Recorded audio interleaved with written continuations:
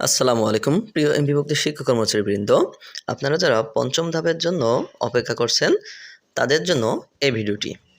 আসলে পঞ্চম ধাপে কারা বেতন পাবেন এবং কারা বেতন পাবেন না, নতুন যারা এমপিভুক্ত হয়েছেন গত জানুয়ারি মাসে যাদের ইন্ডেক্স নাম্বার এসেছে তারা পঞ্চম ধাপে বেতন পাবেন কি পাবেন না সে বিষয়টি নিশ্চিত হওয়ার জন্য আপনাদের এখন ছোট্ট একটি কাজ করতে হবে।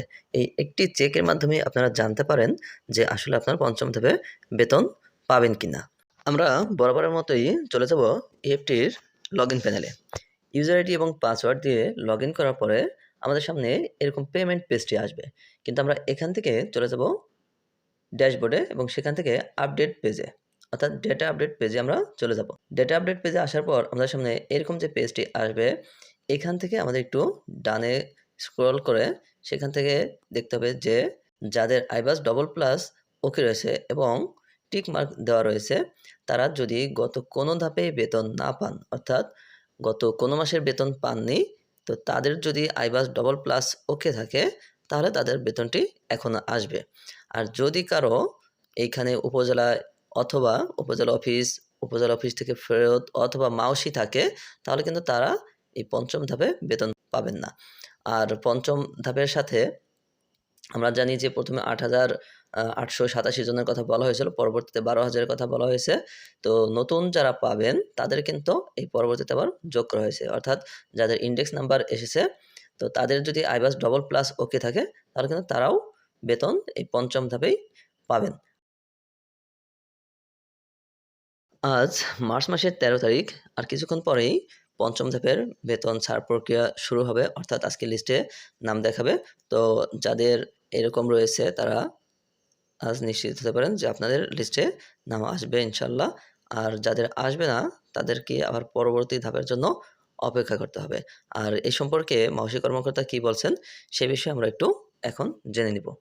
প্রিয় ভিউয়ার্স, যদি চ্যানেলটিতে নতুন হয়ে থাকেন তাহলে অবশ্যই চ্যানেলটি সাবস্ক্রাইব করে বেল বাটনটি অন করে দেওয়ার অনুরোধ রইল, যাতে সবার আগে ভিডিও নোটিফিকেশন চলে যায় আপনার কাছে। আর যদি ফেসবুক থেকে দেখে থাকেন পেজটি ফলো দিয়ে রাখার অনুরোধ। অনলাইন পত্রিকা দ্য ডেইলি ক্যাম্পাস জানিয়েছে, বেসরকারি শিক্ষা প্রতিষ্ঠানে পঞ্চম গণবিজ্ঞপ্তিতে নিয়োগ পাওয়া শিক্ষকদের ডিসেম্বর মাসের বেতন চলতি সপ্তাহে ব্যাংকে পাঠানো হতে পারে। পঞ্চম ধাপের সঙ্গে এই শিক্ষকরাও ইলেকট্রনিক ফান্ড ট্রান্সফার বা ইএফটির মাধ্যমে বেতন ভাতা পেতে পারেন। সোমবার ১০ মার্চ মাধ্যমিক ও উচ্চশিক্ষা অধিদপ্তরের education management information system cell সূত্রে এ তথ্য জানা গেছে। নাম অপরিষ্কৃত রাখার শর্তে এমআইএস সেলের এক কর্মকর্তা জানান, পঞ্চম ধাপে ১২,০০০ শিক্ষক কর্মচারীকে ইএফটিতে ডিসেম্বর মাসের বেতন দেওয়া হবে। এর মধ্যে ৮,৭৮৭ জন পুরনো, বাকি শিক্ষক কর্মচারীরা নতুন এমপিভুক্ত হয়েছেন। তারা নভেম্বর মাসের বেতন পেয়েছেন। কবে নাগাদ পঞ্চম ধাপের বেতন ছাড় হতে পারে এমন প্রশ্নের জবাবে ওই কর্মকর্তা আরও জানান, আশা করছি চলতি সপ্তাহে পঞ্চম ধাপের বেতন ভাতা ব্যাংকে পাঠানো সম্ভব হবে। বিষয়টি নিয়ে আমরা কাজ করছি।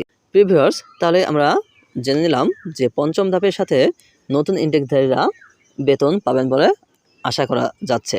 তো এখানে পঞ্চম ধাপে যারা বেতন পাবেন, তো এখানে ১২,০০০-এর মধ্যে ৮,৭৮৭ জন হচ্ছে পুরনো ইনটেকধারী এবং নতুন বাদবাকি ৩,০০০ বা ৪,০০০-এর মতো শিক্ষক কর্মচারী যারা নতুন এমপিভুক্ত হয়েছেন, অর্থাৎ পঞ্চম গণবিজ্ঞপ্তিতে নিয়োগ পাওয়ার পর যারা নতুন ইনটেকধারী হয়েছেন জানুয়ারিতে, তারা কিন্তু নভেম্বরে আবেদন করেছিলেন, এজন্য তাদের নভেম্বরের বেতন আসবে। আর পরবর্তী ডিসেম্বর, জানুয়ারি, ফেব্রুয়ারি এসব কিন্তু তারা পর্যায়ক্রমে পাবেন। তো আর পঞ্চম ধাপ কখন ছাড় হবে আশা করছি আজ বৃহস্পতিবার সকাল সকালই তাদের নাম লিস্টে চলে আসবে এবং হয়তো আগামী সপ্তাহে তো নাম আসার পরে টাকা ছাড়ের জন্য একটি অনুমোদন চাওয়া হবে মন্ত্রণালয়ের পক্ষ থেকে। অনুমোদন পাওয়ার পর তাদের অ্যাকাউন্টে টাকা ঢুকবে। তো এইভাবে সপ্তাহের পর সপ্তাহ যদি লেনদেন করা হয়, অর্থাৎ পিছনে সময় বাড়ানো হয়, তাহলে কিন্তু একটি মানুষ অধৈর্য হয়ে যাচ্ছে, কারণ এইভাবে মাসের পর মাস কতদিন বেতন ছাড়া থাকা সম্ভব। তাই কর্তৃপক্ষের দৃষ্টি আকর্ষণ করছি, আপনারা দ্রুত এর সমাধান করার চেষ্টা করুন, কারণ ইএফটি আহামরি এমন কঠিন কিছু না। এটি অদক্ষতার, যদি আপনাদের কোনো দক্ষতার ঘাটতি থাকে তাহলে সেটিও কর্তৃপক্ষকে জানান যে আপনাদের দক্ষতার ঘাটতি রয়েছে, তাহলে অন্য বেসরকারি উপায়ে আপনারা এটি ব্যবস্থা করুন। আর যেহেতু আপনারা এতগুলো সমাধান করতে পারছেন, তাহলে শেষ পর্যায়ে এসে কেন তাদেরকে এইভাবে হয়রানি করা হচ্ছে, এইভাবে তাদেরকে হয়রানি করার কোনো মানে হয় না। তাই অতি দ্রুত সকল সমস্যার সমাধান করে হয়রানিমুক্ত EFT গঠন করার জন্য জোর দাবি জানাচ্ছি। সবাই ভালো থাকবেন, সুস্থ থাকবেন। সবার জন্য শুভকামনা। আল্লাহ হাফেজ।